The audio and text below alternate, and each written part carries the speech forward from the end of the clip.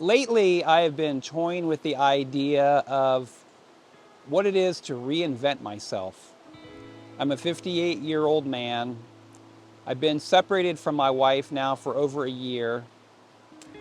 I moved last year from a large, beautiful home in the city, and now I live in a motorhome by the river in a very rural area.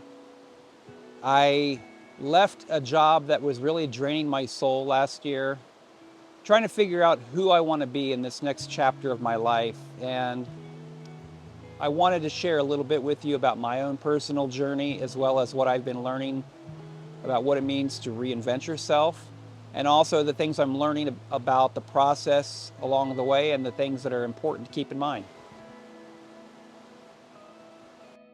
Reinvention is not about becoming a whole brand new person. It's about deciding who's in charge of my life now.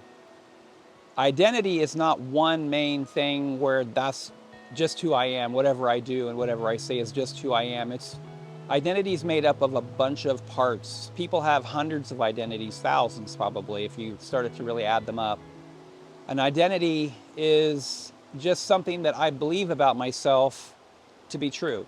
An example would be, this is just the way it's always going to be with me. I'm a broken person. I'm messed up. Identity is ways of coping, habits, ways of thinking, survival strategies, coping mechanisms, that kind of thing. And they all have taken turns over the years deciding, running the show of my life. For me, reinvention is about being aware of what's happening and deciding this is who I want to be now. Number two is clearly naming the identity I want for myself. It's not about just saying I want to stop eating poorly or I want to try to exercise more. It's not about New Year's resolutions or setting a goal list. It's about deciding who do I want to be? What is the man I want to become? And knowing that it's a process and it takes time to adopt a new identity. It doesn't happen overnight. But the first step is clarity. What is the identity? Reinvention begins when pain finally teaches you and you listen. It's about taking stock of what hasn't worked in the past and what do I keep doing over and over again, hoping I'm going to get a different result and I still continue to be in a rut or causing pain to myself or others, or just feeling uninspired in my life. I mean, it could be a lot of different things. Where are the pain points in my life and what do I want to do about it? Identity comes first before behavior change, not the other way around.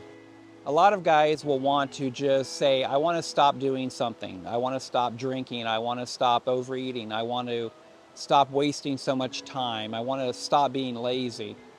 And they're really just at that point addressing behavior with willpower and good intentions. And usually guys set those goals when they're feeling at their best energy, they're feeling the most motivated. And so whenever stress, dysregulation comes, the willpower kind of fails after a while.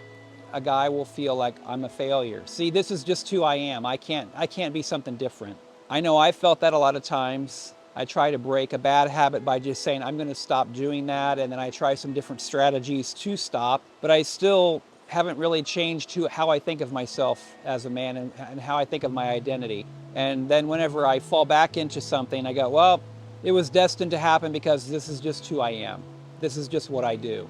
That doesn't help me.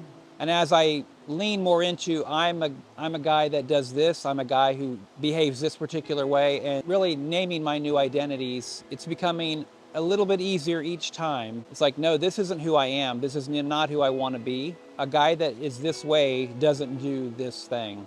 It takes a while, I can tell you that. It's not something that happens overnight, especially with identities that I've had all my life.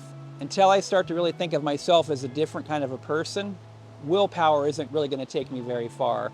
But my new identity will be a long-lasting thing that will keep me on track and that I can actually become that man that I want to be in time. You can't reinvent yourself if you don't change what you consume, what you take in. That includes everything from the food you eat to the media that you watch, to the people that you hang around, to how you spend your time.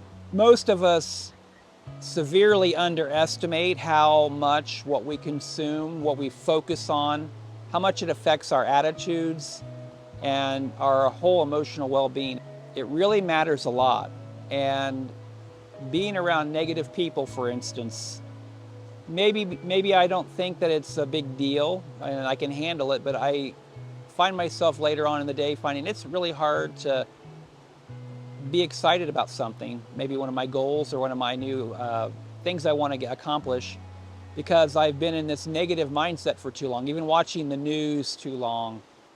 And I have to be aware of that if I want to be successful in creating a new identity and reinventing myself. Again, reinventing yourself isn't becoming a brand new person and making the old person disappear. It's about deciding what you want in your life, who you want to be, and how you want to spend your years. A final thought about reinvention: it's a really good idea not to try to develop a whole bunch of identities all at once, especially if some of those identities have been coping mechanisms to either numb out or to kind of deal with stress in my life, because I'm not always going to be continually, perpetually in this state of high energy positivity. And so I have to have a strategy for how I'm going to deal with stress when it comes, because it always comes. It comes for all of us. It's about becoming aware. It's about being kind to myself as well, and not beating myself up if I do something that's not who I want to be.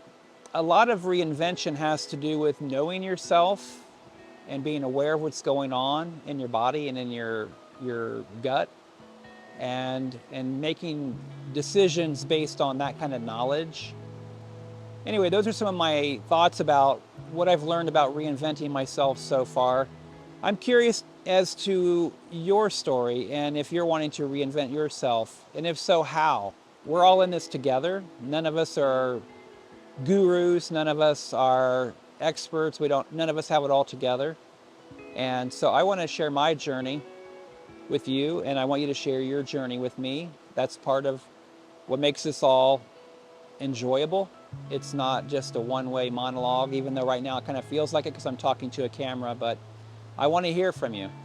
And let's keep the conversation going. This is Chuck, your fellow traveler, and I'll talk to you in the next video.